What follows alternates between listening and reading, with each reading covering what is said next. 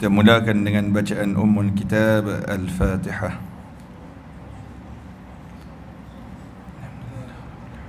Ar-Rahman Ar-Rahim. Iyyaka na'budu wa iyyaka nasta'in.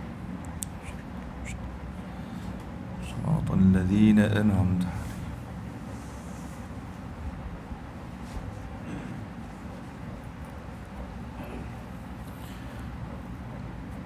Alhamdulillah Rabbil Alamin. Wassalatu wassalamu ala ashrafil anbiya'i wal mursalin wa ala alihi wa ashabihi ajma'in. Subhanaka la ilma lana illa ma 'allamtana innaka antal alimul hakim. Qala rabbi shrah li sadri wa yassir li amri wahlul 'uqdatam min lisani yafqahu qawli. Allahumma faqihna fid din wa 'allimna ta'wil wahdina ila siratikal mustaqim. Rabbi yassir wa la tu'assir, Rabbi tammim al-khair, wa la hawla wa la quwwata illa billahil adil azim. Amma ba'd. Alhamdulillah, summa alhamdulillah. Pertama-tama syukur kepada Allah. Pagi ni celik-celik mata daripada tidur hidup ni. Dan alhamdulillah Allah panjangkan umur kita sampai pagi ni dalam keadaan iman dan Islam. Mudah-mudahan iman dan Islam kekal sampailah kita mati suatu masa nanti. Amin ya rabbal alamin. Yang saya muliakan barisan pengurusan surau, muslimin, mukminin, tuan-tuan guru, alim ulama, ustaz-ustaz yang dirahmati oleh Allah Subhanahu wa taala sekalian. Sihat semua?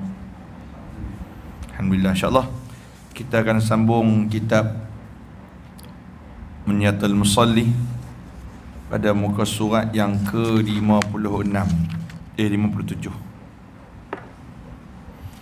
Kita berhenti hari itu pada muka surat yang ke-56 tentang perkara-perkara makruh dalam solat. Kita berhenti yang terakhir pada muka surat 56, iaitu kita ulang baliklah tuan-tuan. Tengah solat cekak pinggang. Tengah solat tak boleh cekak pinggang, makruh hukum dia. Orang yang cekak pinggang ni ditegah sebab dia sama seperti mana orang yang belagak sombong. Cekak pinggang tuan-tuan tahu. Dan juga ianya merupakan sifat ataupun perbuatan penghuni neraka waktu mereka duduk dalam tu. Kan ahli neraka ni waktu mereka duduk dalam tu, mereka akan cekak pinggang. Waktu mereka duduk senang-lenang tu, mereka cekak pinggang. Kemudian kita sentuh juga berkenaan dengan merendahkan kepala waktu rokok. Rokok rendah kepala lebih daripada belakang. Kepala turun bawah sangat waktu rokok. Makruh hukumnya. Kadang-kadang kita pun tak perasan benda ni. Kita kena tengok lah. Kita kena kaji balik macam mana kita rokok. Pernah tengok tuan-tuan kita sendiri rokok? Tahu kan? Kadang buat rekod macam ni. Tengok rokok kita stabil tak? Adakah tak cukup ke? Adakah harus sama? Adakah bawah? Yang tu. Dan ianya ni terpakai waktu solat yang kita sempurna. Maksud kata kita tak guna kursi. Dalam permasalahan kursi dia beza pula.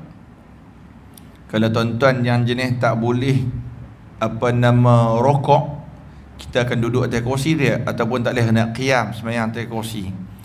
Kursi ni kalau nak pakai mesti pakai waktu yang kita sakit je. Waktu kita sakit, contoh tak boleh nak rokok, sakit belakang, duduk atas kursi boleh. Berdiri kalau boleh, saja-saja pakai kursi tak boleh. Jalan pergi Maidin boleh, mai sembahyang pakai kursi. Jam. Kan? Pergi beratok beli beras RM1 dekat Serampat Matang Puluh. Contoh. Kan misi rakyat, hari tu dia buat beras RM1 5 kilo, RM1 beratok orang 1,500 orang, penuh. Saya nak keluar rumah itu pergi Serampat Matang Puluh, dekat rumah saya tahu, siapa ramai sangat. Rupanya berita beras RM1 ustaz. Oh, beras RM1. Beratok situ dekat sejam dua boleh. Tiba-tiba main semayang tarik kursi. Tak boleh. Hati ni aku tu tak boleh. Boleh waktu bila kokok dia nak duduk antara dua sujud sakit, tak boleh sangat sakit. ataupun dia rokok sakit belakang, tak apa. Ataupun dia sujud tak boleh, tak boleh nak turun, tak boleh sakit, itu tak apa. Tapi kalau berdiri tak boleh, berdiri boleh, tapi dia nak duduk juga tak boleh. Tak boleh tu. Dan waktu tu tuan-tuan, bila pakai kursi, kadang-kadang kita perasan tak, bila kita pakai kursi, kita punya rokok tu lebih pada sujud kadang-kadang, kan? Ialah perut dalam lapik, kan? Sujud. Okey, contoh pakai kursi waktu sujud, pakai kursi waktu sujud. Waktu rokok biasa, dia rokok bawah. Jelas tak? Kau nak tunjuk praktikal ni? Jelas tak? Kau nak panggil abang masa orang? Memang saya tunjuk. Saya tunjuk Dia pakai kursi waktu sujud. Sama macam pakai mic tak? Dia pakai kursi waktu sujud je. Rokok dia macam biasa. Okey. Rokok dia macam biasa. Tiba-tiba sujud, dia duduk atas kursi. Tiba-tiba kepala dia kurang bawah daripada rokok dasar. Rokok lebih lagi daripada sujud. Yang ni tak apa. Jelas tak? Sebab apabila kita menggunakan kursi ni, kita dah terkeluar daripada kebiasaan. Jelas tak? Tu ada soalan orang tanya, boleh ke tak rokok pula yang lebih daripada sujud? Sepatutnya sujud yang kena lebih daripada rokok. Dalam kes kursi tak apa. Clear jelas Bila sambung kursi bermaksud dia bukan normal lah. Mudah faham, bukan normal lah yang tu. Baik, kemudian kita sentuh juga berkenaan dengan bila rasa nak buang ayat besar, ayat kecil, dia tahan. Dia tahan ni makruh hukum dia, kan? Ialah kadang-kadang kita tahan sebab apa? Sembahyang jemaah, takut sekejap lagi pipi kencing, dia tak main sembahyang seorang-seorang. Jadi dia rasa sayang. Tapi sebaiknya boleh buat. Kalau boleh buang, pergi buang dulu. Tapi kalaulah kesuntukan masa, tak apa sembahyang. Yang tu. Satu lagi, sembahyang depan makanan. Ni makruh. Makanan dah hidang siap dah ni, makruh. Yang tu Nabi kata apa? La salata bi hadratit ta'am. Tidak ada solat ataupun tidak sempurna solat itu bi hadratit ta'am, dengan adanya makanan. Sekali takut apa? Khusyuk, tak khusyuk. Ya.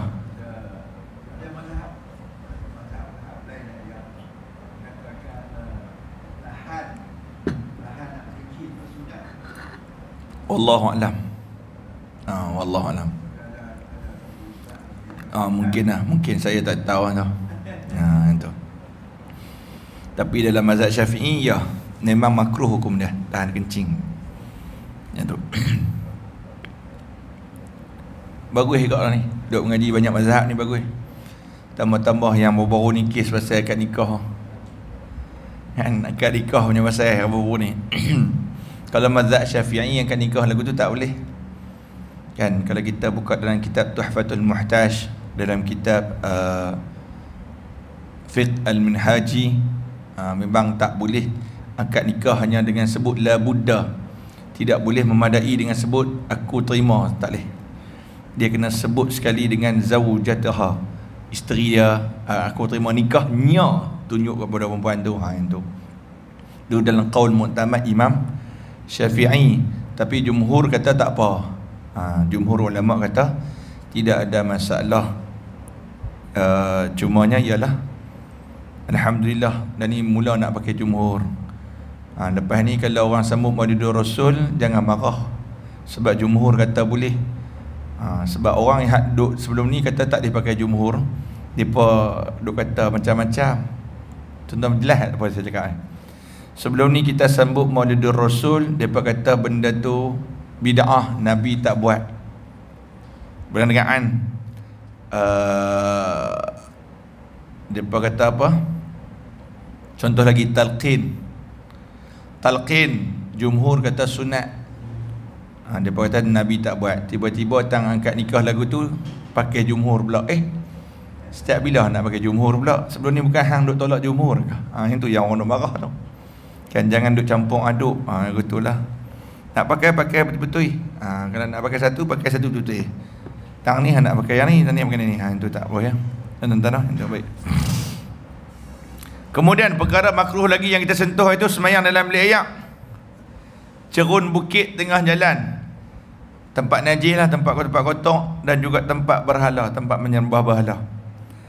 Kemudian tempat binatang, kandang-kandang binatang, ataupun bersemayang di tempat unta berkumpul.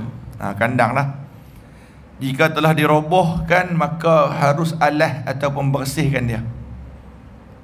Kalau tidak, tak sah semayang. Contoh tuan-tuan, satu hari nanti tuan-tuan tak pergi satu tempat, semua tempat tu tak ada tempat bersih, najis belaka. Jadi tuan-tuan hanya bersihkan, nak bersihkan semua tak mampu, bersih pun tak boleh, bersih tak boleh. Bersihkan pada anggota sujud. Contoh tuan-tuan bersih kepala, tangan, lutut, kaki belakang, cukup. Yang tu je. No? Kemudian bersemayang di rumah ibadat Yahudi, ibadat Kristian dan juga kuil Sami. Ni makruh, bukan haram, makruh. Yalah makruh pun jangan buat lah kalau boleh. Jangan jadi orang kita ni tak apa buat, tak apa, makruh je pun. Tu orang kita terbalik. Ni sunat tak buat, tak apa, sunat je pun. Orang kita terbalik. Patutnya benda sunat tu bagi banyak, benda makruh tu elok. Tapi kita terbalik. Benda makruh pi buat, benda sunat pi tinggal. Terbalik kurang. Yang tu. Mana tahu satu hari nanti dia buat tebiang, ambil wudu pi semayang. Tak, hari nak semayang mana tau. Semayang masjid dah boring lah. Bilik ayak pun cantik. Yang dia bagi bilik ayak cantik ni. Kan? Tapi memang cantik tu ya. Tengok apa tempat wudu masjid Taqwa. Kan saya ngajak masjid Taqwa. Nak pegang pelapik pun sayang. Nak pegang pelapik pun sayang. Punya kilat. Kan yang tu. Jadi dia pergi buat tebiang, pergi semayang dekat depan Sawing Carnival tu. Tepi sarang burung tu. Tepi taman burung tu. Dia pergi semayang tang situ. Hukum dia makruh. Kan yang tu. Baik, hari ni kita sentuh sunat-sunat yang patut dikerjakan sesudah solat. Siapa kata tak ada dalil? Ni dalil dia. Cuma yang mungkin menjadi mereka punya, saya tuan-tuan benda macam ni. Hang tak membuat, jangan cakap. Contoh macam boykot lah. Macam lah ni kita boykot. Kita faham tuan-tuan, saudara Islam kita di Palestin, di Gaza diuji dengan seuji-ujinya. Habang saya siap iman mereka bandingkan iman kita jauh gila. Jauh gila. Saya ada kenal seorang sahabat. Saya kenal dia pada tahun 2010. Muhammad Ahmad, dia jenis Arab begitu nama dia. Muhammad Ahmad. Kita tak ada, kalau dah ada Muhammad tak ada Ahmad dah. Dia pun style begitu. Nama dia Muhammad Ahmad Sulaim. Orang Palestin Gaza. Last saya kontak dia setahun setengah. Lepas tu saya duk call dia tak dapat. Call WhatsApp pun tak dapat. Facebook Messenger pun tak ada. Selalunya call pakai Messenger lah, FB Messenger. Kira saya selalulah buat video call dengan dia. Video call, masa call dia akan call, kalau saya tanya, saya akan abang dia kalau ada keperluan apa-apa WhatsApp. Ataupun kadang-kadang WhatsApp dia tak boleh fungsi kat sana. Saya kata tak apa, pakai Messenger. Banyak pakai Messenger lah, FB Messenger.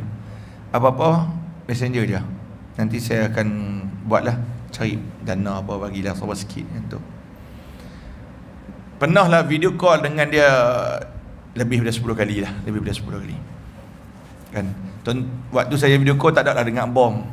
Cuma nampak lah bangunan-bangunan kena tembok apa semua tu ada lah. Cuma waktu terdesak itu dulu lah, setahun setengah yang lepas, 2 tahun lepas lah kira.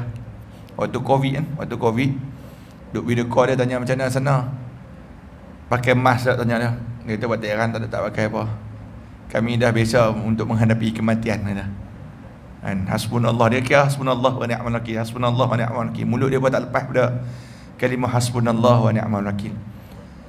Tanya dia makan apa pagi. Kan, dia berbeza kita berjam, 6 jam kot tu. Tanya makan apa pagi ni.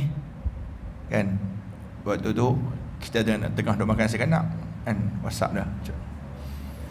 Nasi kanak pun mengkuih lah masa tu. Kan ada transporter apa kan, waktu PKP ada transporter apa semua. Makan-makan, WhatsApp, makan apa Sulaim? tak kulit saya bercakap bahasa Arab Mesir, dia bercakap bahasa Palestin. Kan? Dia tak apa dah jadi faham. Sebab orang Penang cakap dengan orang Kelantan lah. Kan? Hang makan apa? Oh, kahwin makan ni ya. Mana kata. Jadi dia tunjuk lah. Makan pagi ni makan biasa dia buat tuan-tuan. Pagi aish roti. Aish roti aish. Tuan-tuan kalau pi yang duduk balut shawarma. Aish tu. Kemudian isi dalam kita shawarma. Isi dalam dia apa? Carrot yang dimukhallal, carrot yang dijerukkan. Itu saja makan dia. Cerita makan ni ya cukup. Dah biasa. Kan dia sebut tak seperti mana orang Malaysia. Kan? Sebab orang Malaysia makan mewah kan. Kita pagi saja apa dia? Dia nasi lemak, sekali roti canai sarang burung, bubuh budak daging kat atas. Sekali cucuk lagi kat atas. 3 mata, tentu saja pagi saja. Tak kira lagi sekali pukul 10 nak ke darah pagi.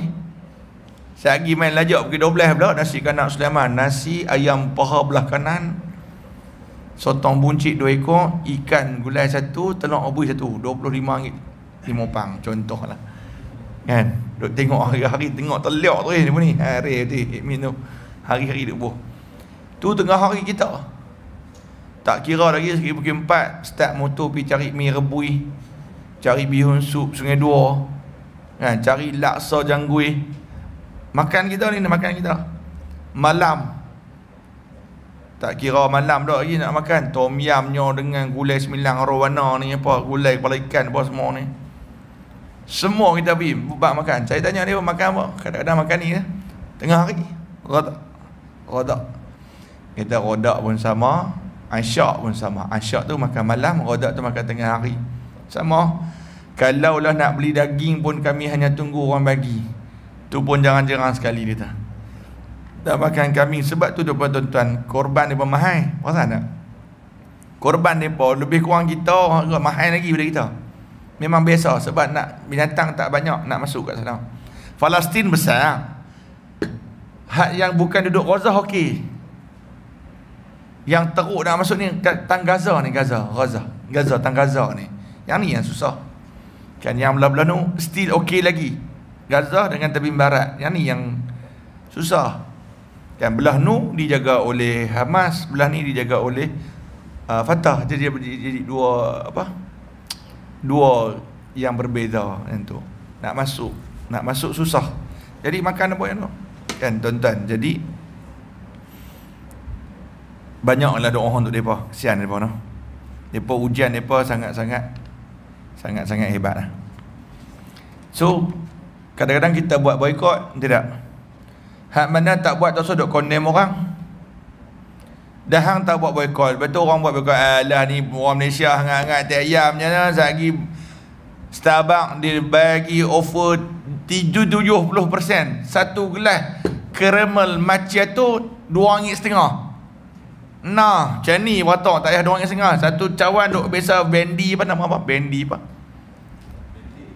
Venti apa? Grande apa semua tu. Bag saya pun tak tahu Grande apa dah, apa beza dah? Venti besar, grande kecil. Nampak orang kaki Starbucks.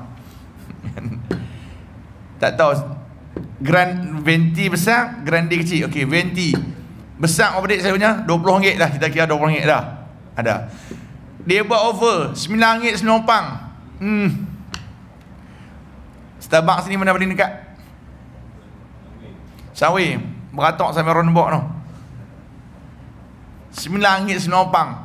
Everything 50%. Tak apa tuan-tuan. Setakat mana kita mampu buat. Tak boleh buat semua, jangan tinggal semua. Dan orang yang buat orang yang tak buat jangan condemn orang yang buat. Ni dak perli-perli alah setakat mana sangat. At least dia ada usaha juga pedahang. Kan nak buat. Sama juga dengan benda-benda macam ni. Kan benda sunat. Kan benda yang tidak dipaksa dalam agama, tapi benda tu kita tahu dapat pahala. Buatlah. Kalau tak mau buat sudah. Ni dak ni pasal apa tu imam wirid lepas sembahyang. Ada dalil ke? Ya tuan-tuan, memang ada dalil pun. Cuma yang menjadi khilaf di kalangan ulama adalah bagaimana cara buat tersebut. kaedah nak buat tu sama ada berjemaah ke, seorang-seorang ke, perlahan ke, kuat ke, itu masalah dia. Kalau surau macam tuan-tuan ni, kalau menjadi surau persinggahan semayang apa semua, wirid pendek-pendek je kan, wirid pendek-pendek melainkan subuh. Subuh memang jeruk madu Pak Ali tak buka lagi kan, subuh kita wirid panjang sikit yang tu. Kalau macam maghrib kan orang nak main singgah semayang, baru takut lagi bila kita wirid panjang-panjang tu, imam pula dia buat tarik lagu jiharkah, nahwan apa semua, pakai orang penuh belakang nak semayang tak mana. Jadi kita lagu tu tempat yang persinggahan, ya kita faham. Tapi kalau masjid-masjid kampung, sebaiknya dalam mazhab Syafi'i kuat. Sebab apa kuat? Dia tarbiyah, mendidik. Di samping kita zikir, imam zikir wirid, di samping tu dia tarbiyah, dia bawa ajak macam mana. Itu. Ini antara dalil yang mengatakan perkara-perkara sunat yang kena buat. Bagi saya buatlah kalau boleh, walaupun ianya sunat sesudah salat. Okey, yang pertama, Nabi Muhammad sallallahu alaihi wasallam apabila selesai salat, Nabi menyapu kepala. Sapu kepala. Kan, ni perkara sunat tuan-tuan. Orang kata Nabi tak pernah buat, siapa kata Nabi tak pernah buat? Bukan sekadar kitab Munyatul Musalli saja tuan-tuan. Kitab-kitab yang lain pun ada. Saya tengok, saya simpan tak? Nak buka kitab tak ada dah. Tak omeh ni. Banyak apa dalam kitab-kitab yang disebut tentang kelebihan menyapu kepala. Menyapu kepala. Kan, Allahumma salli ala Muhammad. Ataupun sapu muka, sapu kepala dengan muka. Baik, tuan-tuan boleh buka lagi dalam kitab Allahumma salli ala Sayyidina Muhammad. Kitab Al-Azkar ada. Dalam kitab Al-Azkar Imam An-Nawawi rahimahullahu ta'ala pun ada dalam bab yang ke-49. Dalam kitab yang ditulis oleh Imam Asy-Syaukani rahimahullahu ta'ala radhiyallahu anhu, dalam kitabnya bernama Nail Al-Athar, Nail Al-Awthar, muka surat yang ke-100 pun ada. Kalau dalam kitab-kitab yang lain, kitab-kitab Arab yang lain, Bughyatul Mustarsyidin. Okay. Kitab Al-Azkar dah sebut, Bughyah pun dah sebut, dalam fiqh ni Imam Syafi'i, fiqh Imam Syafi'i. Dalam kitab ni kita duk baca ni, Munyatul Musalli pun telah disebut. Bahrul Wafi, Bahrul Wafi siapa tak tahu. Kitab karangan Syekh Nikmat Kecil kan, Syekh Nikmat Kecil, ulama Nusantara yang sangat hebat. Sebut dalam kitab dia tentang kelebihan menyapu muka lepas solat. Hang nak sapu-sapu, tak mau sapu tu suruh kata kat orang. Gitu. Sambil sapu tu baca apa? Baca bismillah alladzi la ilaha illa huwa rahmanur rahim, Allahumma zhabni anil hammi wal hazan. Dengan nama Allah yang tiada Tuhan melainkan Dia, yang Maha Pemurah lagi Maha Pengasihani. Ya Allah, azhib, hilangkanlah, anni, daripada aku, hammi wal hazan, ham wal hazan, kesusahan dan juga kesedihan, duka cita daripada aku. Semasa sapu Bismillahirrahmanirrahim, Allahumma dhhabni anil hammi wal hazan. Yang tu hukum dia adalah sunat. Depa kata hadis tu hadis dhaif. Kan, hadis dhaif. Tengok susur jalur mana. Susur jalur mana. Hadis ini boleh mencapai tahap hasan li ghairi. Hasan li ghairi maksud dia boleh digunakan sebagai hujah dalam ibadah. Kan, kalau tuan-tuan buka dalam fatwa yang disebut oleh Syekh Aminuddin, iaitu ahli majlis fatwa Kedah, dia ada sebut tentang status hadis ni. Hadis panjang lah kan, tentang apa? Kebolehan untuk kita sapu. Dalam lagi satu sanad yang diriwayatkan oleh Imam At-Tabrani. Tuan-tuan, dalam kitab Al-Hafiz Ibn Hajar Al-Haythami, dalam kitabnya Kashful Athar, dia sebut juga kan berkenaan dengan hadis ini, iaitu kesimpulannya hadis sapu muka ni kedudukannya adalah hasan, bukan dhaif jidan yang selalu duk mainkan oleh puak. Puak tu lah. Kalau tak bubuh live ni saya buat, kalau tak bubuh rekod ni saya tembak dah. Kan? Yang tu. Hadis itu sabit daripada Rasulullah sallallahu alaihi wasallam. Status hadis itu adalah hasan, baik. Bukanlah seperti mana yang didomba-dombakan oleh mereka. Mereka kata apa? Hadis itu daif jiddan. Kalau tuan-tuan nak huraiannya, nanti insya-Allah saya akan forward dekat Faizul, nanti tuan-tuan lepaskanlah, share lah, mudah-mudahan ada manfaat. Kemudian habis sapu muka ini, tuan-tuan tak ikut turutan lagi. Turutan kita itu di Allahumma shalli ala Muhammad, dikarang oleh ulama Ushashi, ulama yang berada di tanah Hijaz. Depa yang karang, bukan biasa-biasa tuan-tuan, depa yang menyusun supaya menjadi lebih mudah. Sebab itu benda ni jangan kata siapa buat pandai-pandai, orang Melayu kita, orang yang duk buat ni orang Nusantara, Indonesia, Malaysia, Singapura, Brunei, Thailand. Orang Arab tak buat. Jangan kata zikir ni disusun oleh ulama Qushashi, orang tanah sana kan, yang berada di tanah Hijaz. Dulu perkampungan depa tu tuan-tuan, golongan-golongan ulama Qushashi sebelum mana dipembesarkan Masjidil Haram, rumah depa dekat dengan belakang library dah ni, belakang rumah makam rumah kelahiran baginda Nabi Muhammad sallallahu alaihi wasallam, belakang tanah bukit tu. Itulah kawasan depa. Dan dia diguna pakai kebanyakan di negara kita. Ni Nusantara, Malaysia, Indonesia, Thailand, Singapura, Brunei, yang tu. Thailand di selatan Thailand dan sebagainya, yang tu. Jadi depa yang susun supaya kita mudah tahu step mana satu.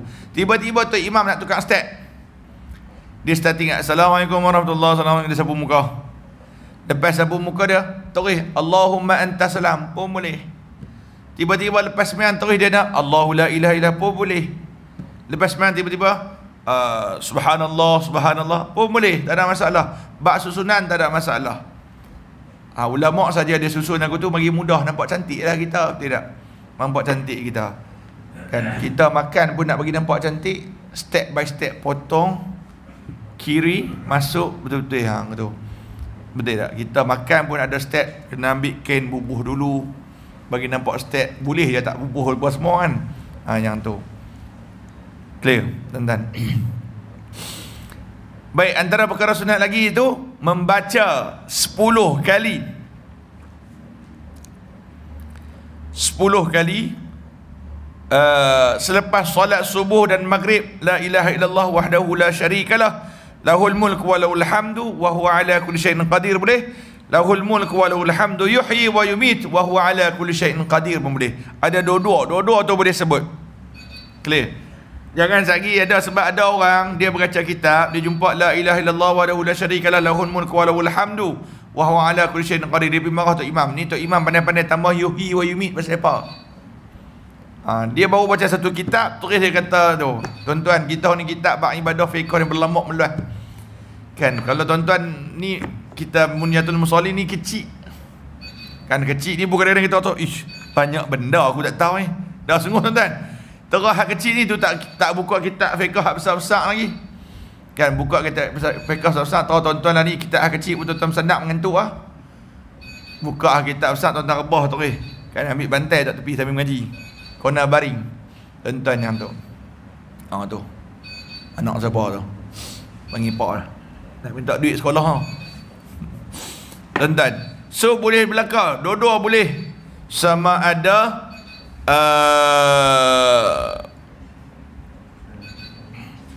Allahumma salli alaihi wasallam, sama ada tuan-tuan nak baca lahul mulk wa lahul hamdu wa huwa ala kulli syai'in qadir, boleh. Lahul mulk wa lahul hamdu yuhyi wa yumit wa huwa ala kulli syai'in qadir pun boleh. Tuan-tuan, perkara-perkara sunat ini Syekh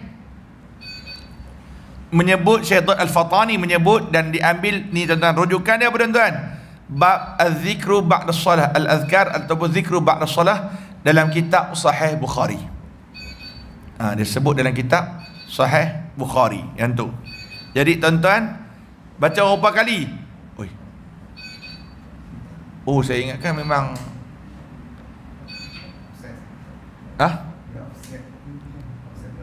Depa saja setting nak suruh ustaz berhenti. Trik dia buat tu pandai sikit lah. Ni nombor 2 kita ambil nombor 2 tuan-tuan, iaitu 10 kali Nabi Muhammad SAW sebut apa? Sesiapa yang membaca sebelum pulang dan mengangkat kakinya daripada solat maghrib, ni baca waktu sembahyang subuh dan maghrib. Lepas isyak tak apa, nak baca pun tak apa, tak baca pun tak ada masalah. Nak baca lagi baguslah. Nak baca 3 boleh, 10 boleh, kan? Dan tu 3 main kat mana pula ustaz? Kan Nabi sebut 10 lah. 3 ni kita ambil bilangan ganjil yang paling disebut oleh baginda Rasulullah sallallahu alaihi wasallam. Yang tu banyak, yang kebanyakan disebut. So boleh apa? 3 boleh. Kan yang tu. Apa kata Nabi? Barang siapa yang menyebut la ilaha illallah wahdahu la syarikalah lahul mulku wa lahul hamdu wa huwa ala kulli syai'in qadir, ataupun lahul hamdu wa yuhyi wa yumitu wa huwa ala kulli syai'in qadir, 10 kali Allah, siapa yang sebacanya 10 kali, Allah akan menulisnya baginya setiap satu dengan 10 kebaikan, menghapuskan darinya 10 keburukan, buang bagi 10 pahala, buang 10 dosa, angkat 10 darjat yang memeliharanya daripada setiap perkara yang dibenci dan dari syaitan yang terkutuk. Tuan-tuan yang ni, jadi baca yang tu je. Wallahu ta'ala alam. Dah jam berhenti, kita berhenti ya. Tuan-tuan, ini perkara sunat 2 bau. 2. Nanti kita sambung yang seterusnya. Tuan-tuan jangan tinggal untuk doa untuk saudara kita di Palestin yang mana mampu untuk sumbanglah melalui tabung-tabung kemanusiaan yang mana yang jelas lah, yang jelas. Kebanyakan orang kita ni kadang-kadang takut juga kan, saat pergi timbul yang merata tabung ni, tapi tak tahu pergi mana. Kan yang tu ambil daripada sumber yang pastilah, yang pasti. Yang tu kau mana pun tak boleh buat semua, jangan tinggal semua. Kalau mampu boykot lah. Tapi tak boleh ustaz, saya memang kena minum Milo juga sehari. Kalau tak minum Milo ustaz tak boleh pergi kerja pun tak puas segar. Tak apalah, minumlah Milo. Kan kalau boleh try lah. Kan minuman coklat yang lain kalau mampu. Contoh tu salah satu contoh. Saya memang tak boleh ustaz, saya kena brand ni juga saya makan. Kalau tak ikutlah. Kalau saya tak minum ustaz, saya memang semayang pun tak khusyuk. Saya tak semayang. Tak makan. Sehari Hasanah datang tu pula sebab tak semayang. Yang tu sampai tahu tu habis mental. Tuan-tuan, nak boykot, tapi yang tak boykot jangan pali orang yang boykot. Kan kita kalau tak mampu buat, kita jangan duk hina orang yang buat. Wallahu ta'ala alam. A'udzubillahi minasyaitanir rajim. Bismillahirrahmanirrahim. Alhamdulillahirabbil alamin wassalatu wassalamu ala asyrafil anbiya'i wal mursalin wa ala alihi wa ashabihi ajma'in. اللهم أرنا الحق حقا وارزقنا اتباعه وأرنا الباطل باطلا وارزقنا اجتنابه. اللهم إنا نعوذ بك من منكرات الأخلاق والأعمال والأهواء والأدواء. ربنا عليك توكلنا وإليك أنبنا وإليك المصير. اللهم انصر الإسلام والمسلمين في فلسطين. اللهم انصر الإسلام والمسلمين والمجاهدين في غزة في كل مكان وفي كل زمان.